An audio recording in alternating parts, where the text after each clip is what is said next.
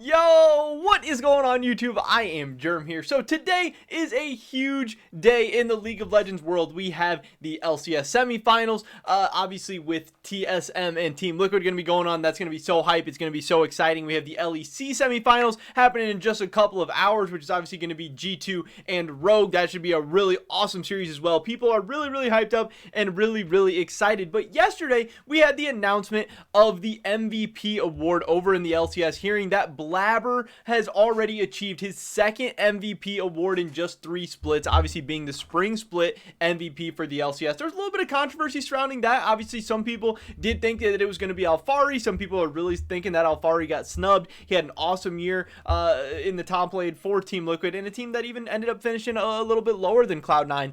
So some people definitely thought he was deserving, but Blaber took it home. So he got the MVP last spring, had kind of a down summer, and then now is the MVP in the spring split once again. It has some people wondering, is Blaber going to be the best North American League of Legends player of all time? Is he going to pass up some of the other guys ahead of him right now? And is he on trajectory to pass up Doublelift eventually in the future? That's what we're going to be talking about in today's video. But before we get into that, I just want to mention real quick, if you guys have not already, please take a second and smash that like button. I would appreciate it so much. It really helps me out the YouTube algorithm. It would be just awesome. It helps my content get out to more and more people. Also, subscribe to stay up to date on all my latest content so you guys don't miss out on anything we got going on in the future. LCS finals, LEC finals, MSI, all that stuff right around the corner. The off-season period between spring and summer. Lots of awesome content, lots of great videos coming your guys' way. But with that being said, let's get right into this. So, Tim Sevenheisen, I don't know if that's how you pronounce it. Hopefully, that's pretty close. My apologies to Tim.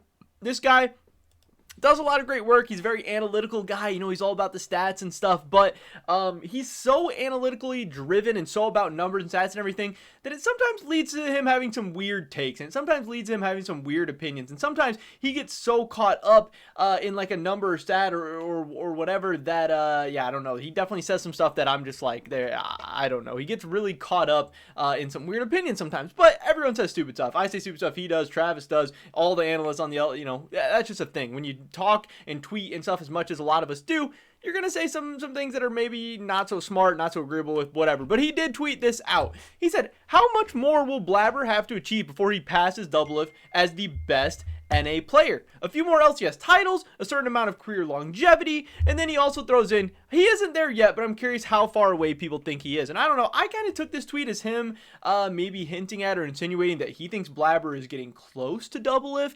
or that he's like right now one of the best North American players of all time. And I thought this conversation was really interesting. And I thought it got a lot of people sparked. Obviously, there's a lot of comments, there's a lot of quotes on this tweet. His tweet didn't necessarily get a lot amount of likes, but you see, you can kind of scroll on this stuff forever. And this tweet did get a lot of engagements, which is actually pretty interesting, and I think does just bring up a lot of fair points.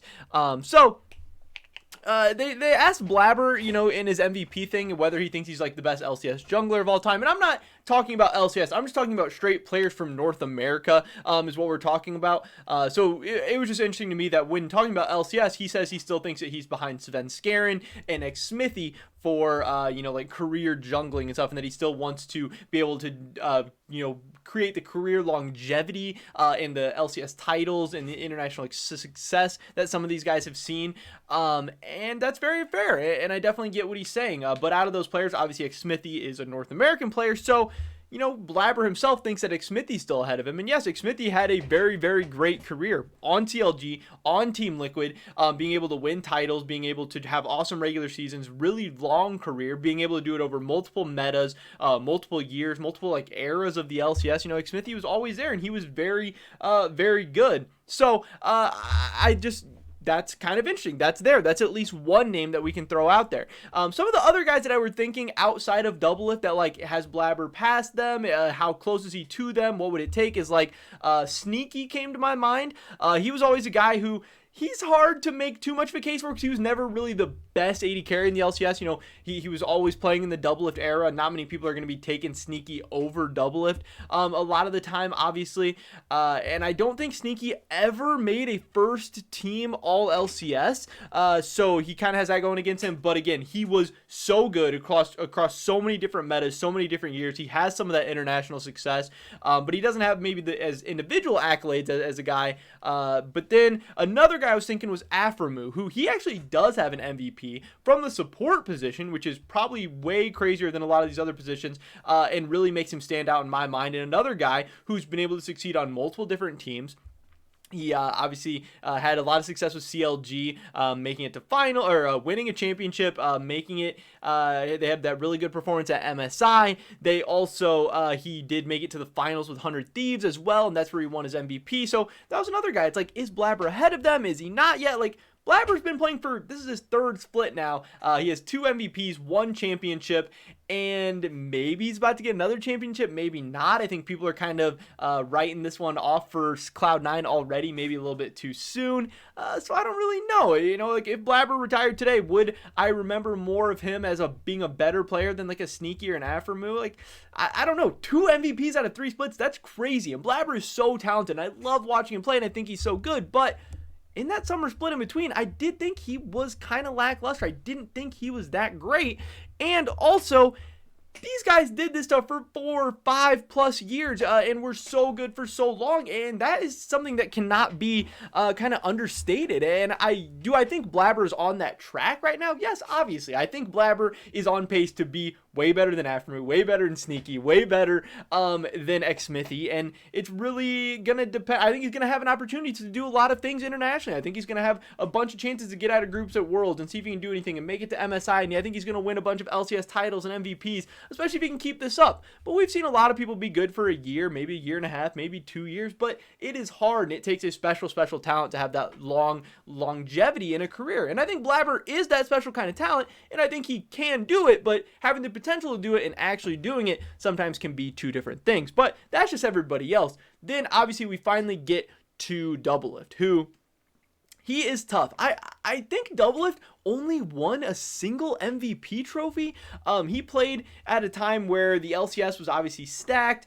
He wasn't always on the best teams, but then there for a while, obviously he won like 7 out of 11 trophies or something. I mean, there was a while where it was like, if you have Doublelift as your AD carry, you're gonna win the LCS, whether it was on TSM, whether that was on Team Liquid, and then back to TSM. You know, he was just winning trophies all over the place, and that run of trophies, that is going to be hard for Blaber to match. And I don't know if he's ever going to get to the LCS titles. And that doesn't mean that Blaber can't pass him as the best NA player without having the same amount of titles, but that's a run that is going to be really, really tough to match, and it's going to be tough for Blaber to, kind of match that again. I believe Doublelift only had 1 MVP. There's obviously people saying he was robbed a couple of different times, but also he's played on very good teams where he's had Bjergsen on his team. I know he had Haunter that one year where Haunter was playing at like an MVP caliber. He's played on Team Liquid with Core JJ.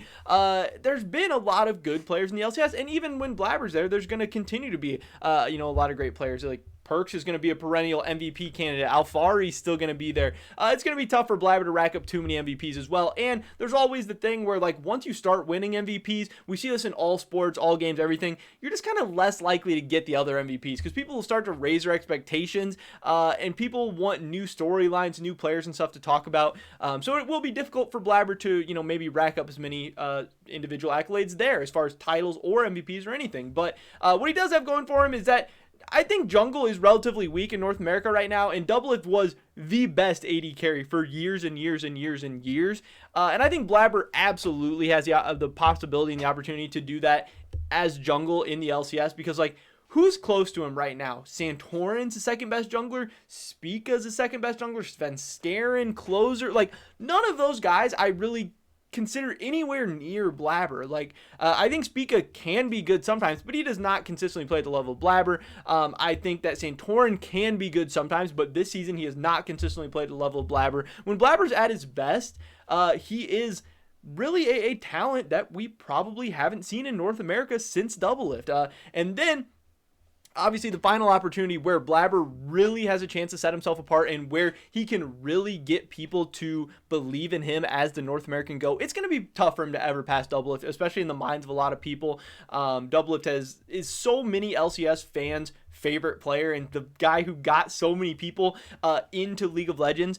What Blaber could pass him up in is obviously the international performances. Yes, Doublelift made it to an MSI final, but Doublelift never, ever, never got out of groups at Worlds. And Blaber is going to have the opportunity to do that and more. You know, say Blaber makes it out of groups a couple of times. Say Blaber makes the semifinals at Worlds. You know, say he does things that we haven't seen North American teams do for the last couple of years. There he has a chance to start cementing himself in the minds of as some people. If he is the best player on these teams, or even if he's one of the best players on these teams and consistently is able to do it a couple years in a row, that is an opportunity he really has to kind of, you know, start to move up in terms of legacy and everything. Another thing that Doublelift was actually able to do that was very, very impressive as well is move from team to team. The amount of success that he was able to have on CLG, TSM, Team Liquid, then TSM again, one is very, very hard to do. Changing teams, changing scenes, changing teammates, coaching staffs, environments, all this stuff, and still putting up huge results time and time again, that is very difficult. But also, getting the fan base of CLG, which at the time was one of the biggest fan bases in the LCS, the fan base of TSM, which is the biggest fan base in the LCS, getting the fan base of Team Liquid, which at that time and still to this day is one of the biggest fan bases in the LCS, makes so many different groups of people like you, especially when you're going around winning titles for them and having huge pop-off performances for them. That's building up your legacy. That's building up your fan base. That's building up the fanfare surrounding you. And that's going to help your, you know, your kind of placement in fans' minds for long term. That's going to be very, very beneficial. And if Blaber has a full career with Cloud9, you can do just fine doing that. You can become an absolutely amazing player. You could potentially even become the best player ever, the best ever North American player, just playing on Cloud9. But I believe, and I definitely think that Doublelift bouncing around from teams to team has definitely helped his popularity, has helped his legacy in a lot of ways. And maybe Blaber will do that, maybe not. You know, the esports scene moves really fast. You never know what's going to happen. But that's just kind of what I'm thinking about, how it breaks down between the two. So right now, I don't think Blaber is anywhere near Doublelift. I think Blaber needs to do this for years, maybe 2 years at least, maybe 3 or 4 years even. But obviously Blaber's off to an amazing start. MVPs, huge performances. He's got a title. Maybe he's on his way to a second. Maybe not. I don't know. I'm not ready to cash that check already. TSM and Team Liquid are going to have something to say about that. But if he does, getting to see him at MSI, that's going to be awesome. Getting to see him, you know, at his first international competition as like the guy, the starting jungler, since he got MSI taken away from him. And then obviously didn't really have those opportunities with, you know, Worlds last year when they didn't qualify. So we'll see how some of that stuff goes. But just as far as the conversation going on, yeah, like the top comment on this thread is, oh boy, long way to go, man. I definitely agree with that. Amazing said he's insanely far away still. NA has been a league defined only by winning, and of that he has done relatively little. He's also not been undisputedly the best player on his team either. 5 to 6 titles necessarily at least. So you know, I don't necessarily agree that the titles are the biggest thing, because titles are very team-based, and yes, titles are going to help add to your legacy and help add to that stuff, but you know, I don't know. If Doublelift had less titles, would it take away from his greatness? I don't know necessarily. Tim responded with fair take. I think his level of individual performance has been higher than his level of team success, but the summer 2020 collapse will hold back perception of him. I don't think that's entirely fair, because I think, you know, part of what was going on was his play as well. It's not like just his team collapsed. He definitely collapsed as well. I don't know, 5+ years, at least as a definitive player in his position, multiple titles and international showings. In my opinion, Blaber isn't even top 3 all-time NA off the top of my head, and I personally would even have Smithy as the best all-time NA jungle. Early to be talking about this. That's what I agree. Like, yes, this is an interesting concept. It's an interesting discussion, but I do believe it is just way too early. I hope Blaber can you know, continue to make this conversation relevant and stuff, because that means we have an awesome North American player that's hopefully gaining respect and popularity and stuff all over the world, just like Doublelift used to, and just like we've had some LCS players do before. But again, he is going to need to prove himself domestically time and time again, and then also I think he needs to have at least one kind of career-defining moment on the international stage. But if he's able to do that, then yes, he's obviously well on his way to becoming the best North American player of all time. But that is pretty much it for this video today, ladies and gentlemen. Thank you so much for watching. I would really appreciate it if you did drop a like. That'd be awesome. It really helps out the YouTube algorithm. Leave a comment down below. What do you think about this? Who's the NA GOAT? Is it Blaber? How far is he away? What's he got to do? I'd love to hear your guys' thoughts and opinions. Subscribe to stay up to date on all my latest content. Hopefully I catch you guys in the next one. But until then, peace!